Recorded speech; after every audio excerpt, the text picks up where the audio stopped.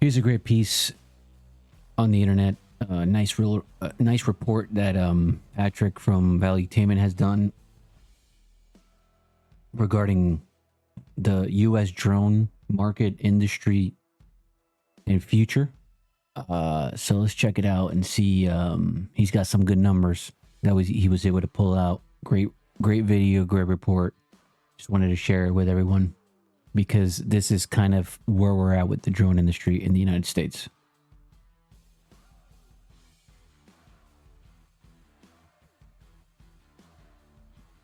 Hold on. All right, we're recording.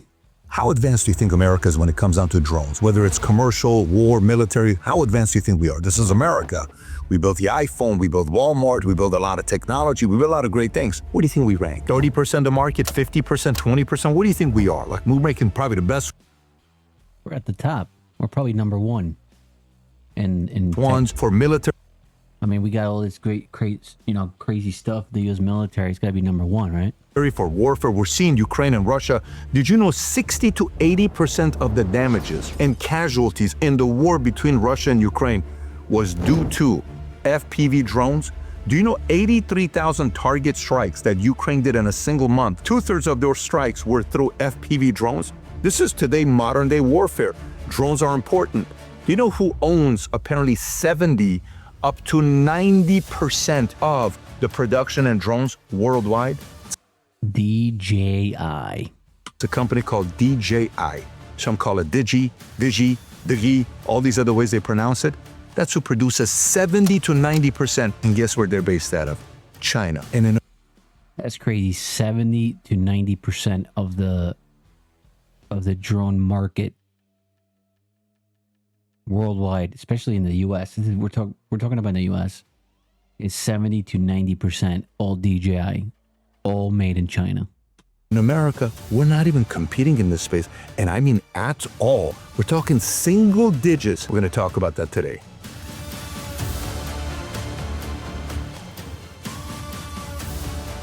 Yeah, I mean, we never competed, I think, or we never got involved because we had basically the drones when they all came out in the States. The DJI drones started coming out in the States. It was all about the layer where the helicopters took control. That is a low altitude flying, which was the helicopters. And there was no necessity for drones in the United States. But fast forward 10 years, and we all know what's happening. If you get value out of this video, give it a thumbs up and subscribe to the channel. So check this out. On June 6th, President Trump announces an executive order that he signed titled Unleashing American Drone Dominance. Unleashing? Don't we do it already? Aren't we pretty good at drones? By the way, this is the document where I made a video the other day regarding the new FAA rules and regulation on Part 108 BV loss, beyond visual line of sight, which outlines the new rules and regulations for what's coming. And it's all part of this American drone dominance bill that was signed.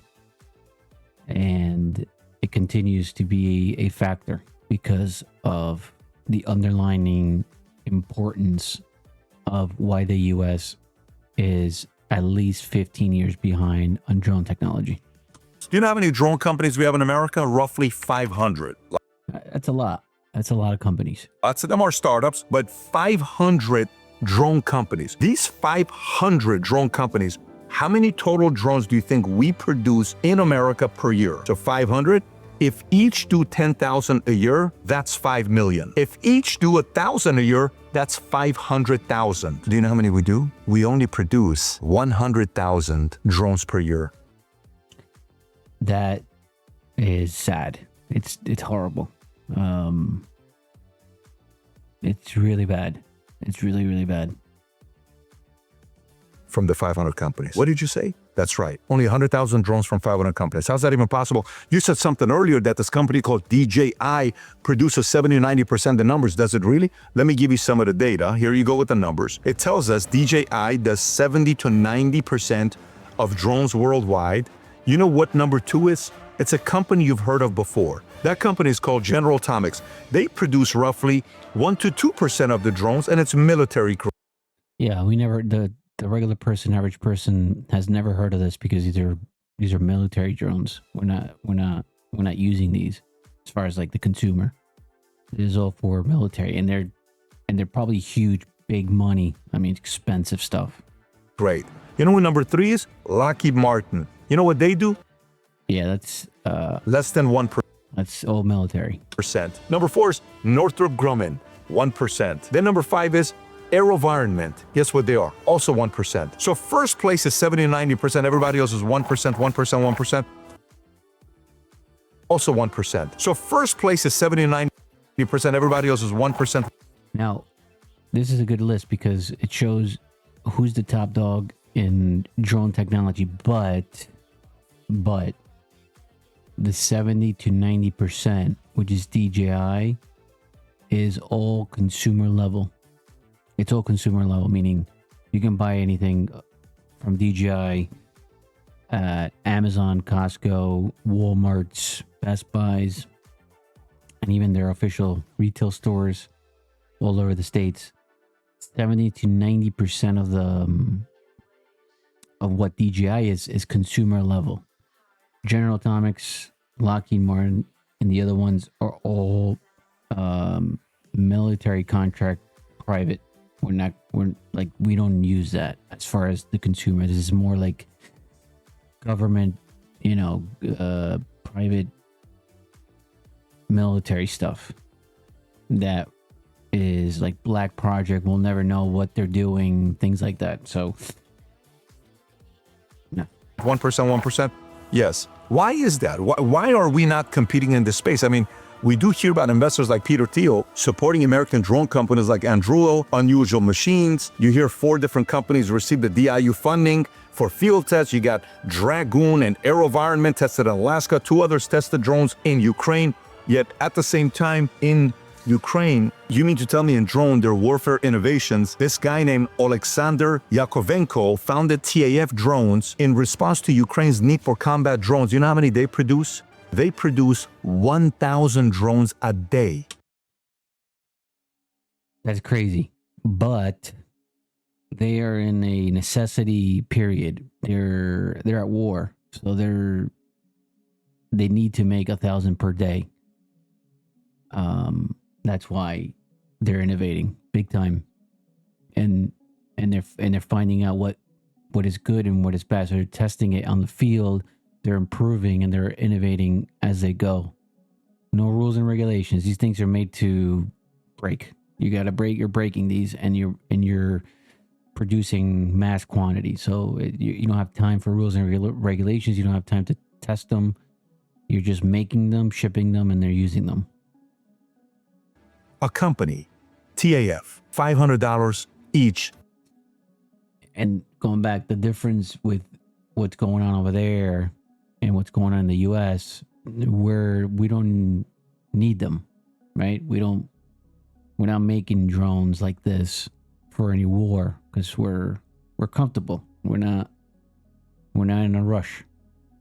What they produce. Like I said earlier, 80% of Russian casualties were inflicted because of drones. That's 1 million people through drones. In June of 2025, 100 plus Ukrainian drones struck deep in Siberia. Think about freezing cold, damaging 20 Russian warplanes. The most significant attack on Russian soil since World War II. And Ukrainian drones versus destruction ratio, $500 drone versus $5 million Russian TOS-1 rocket launcher. Think about that. It makes sense. You're bringing in new technology. It's a layer that hasn't been tapped into. It's a layer that's progressing every year, evolving, and it's something that it's fast, it's deadly. Now it can't be detected, and it's cheap, but it's very, very valuable, or it executes at a high percentage, and they're very, very cheap. A $500 drone blew up a $5 million Russian TOS-1 rocket launcher. Talk about a great rate of return. Well, because these things, the rocket launchers are just on the ground. They're heavy. They can't move. They're slow. It's like you're talking about a bird versus a turtle. You know, something a bird can fly over the turtle and destroy it somehow. Tanks, they're slow, heavy metal, expensive. When you're going against your enemies. Now, keep in mind, this place I'm talking about in Ukraine, it's a one factory. It's not 50 spots all across Ukraine. It's one place that produces 1,000 a day at $500 a piece. And then when you think about the companies that we produce in America, when they're doing their testing, one drone misses target by 80 feet, another one crashed immediately upon launch, a third one collided with a nearby mountain, highlighted major gaps in reliability, navigation, of resilience. And on top of that, in America, we have something called regulation, over-regulation. Some regulation takes months. Bingo. Rules and regulations. Regulations are going right now are just that's where we're at in the US. It's regulations first, innovations last. FAA's got to come in and say, well, you can't, you got to take your time. So a lot of the startup projects in America have been just dumped and says, I don't even want to mess with it. I'm going abroad. We're going to build this somewhere else because you're just too slow in America to be paying attention to this. And in the States, the incentive was more about building the bigger military drones, not the smaller ones, versus DJI in Ukraine and other places are like, no, let's focus on the smaller ones. But you hear what a smaller one did what? A $500 drone destroyed a $5 million Russian TOS-1 rocket launcher. Are you kidding me? And the ones that are produced in America, the pricing is much higher, $2,000, $3,000, $4,000. Yeah, too expensive. A company that's working on one right now called...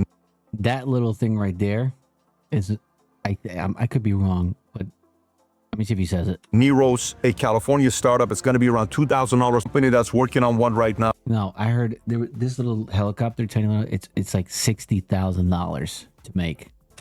Called Neros, a California startup. It's going to be around $2,000 per drone. They're planning on producing 1,500 drones per month by hand, planning on scaling to 1 million per year, which is a good thing if they're able to get there. You know, it's crazy when you think about everything that's going on right now with China, Israel, Hamas, Ukraine, Russia, all these wars. And we're like, well, it's not going to happen to America. But the reality is, if you go back to 1944, okay, we're talking about World War II. Do you know we were producing one B-24 bomber an hour? 650 a month. Look at the picture. What you see. Again, it's great data here. You could see that was urgency. That was urgency to build these planes, and we had to do it fast. That's why. And this is huge to build these things.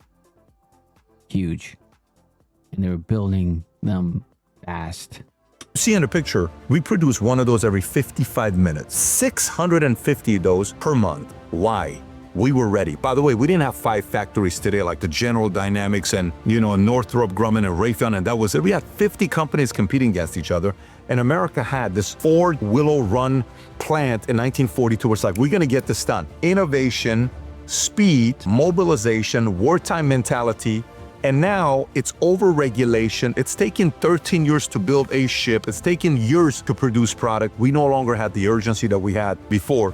So I'm kind of glad that the president has something called Unleashing American Drone Dominance. Just imagine, say somebody decides to attack us. You look up in the sky, we have 20 massive drones. You see 300,000 drones up in the sky coming, like birds flocking, and they just go. By the way, these are drone light shows. I know there's a lot of them in China, and they're breaking records. They're sending up, I think they're able to autonomously control up to 10,000 of these drones at the same time. So, yeah. Go to different properties and homes and military bases. Hitting a plane here, hitting a tank here, hitting a property here, hitting a base over here. 300,000 of them. What do we do? How do we fight against it? Are we ready for it? I saw a video where Morgan Freeman was the president and his bodyguard is Gerard Butler. And you see these drones all of a sudden coming up. He grabs the president, throws him in the water, goes underwater so the drones don't get him. You're watching the movie, you're like, oh, this is just a movie. Like this, it's already here. Literally, like this, it's already here. The only question is, are we the ones ready to protect ourselves, or is it happening around the world? I hope we pay more attention to these drones. Ready to protect ourselves, or is it happening? It's a dilemma, and we are 15 years behind with the drone technology. We didn't see it. We had it. We just went too big on it. We didn't see the layer that DJI was actually making. Maybe we thought it was a toy at the start, but it's no longer a toy. This thing is, the drones are here. And yeah, and the US needs to step up big time. I mean, we're talking about 10 years at least to catch up.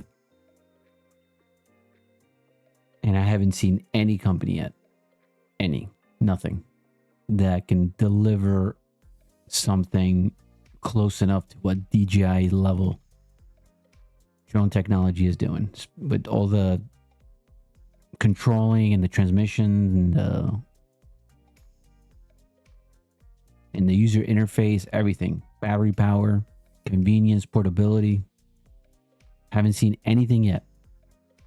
So see what happens.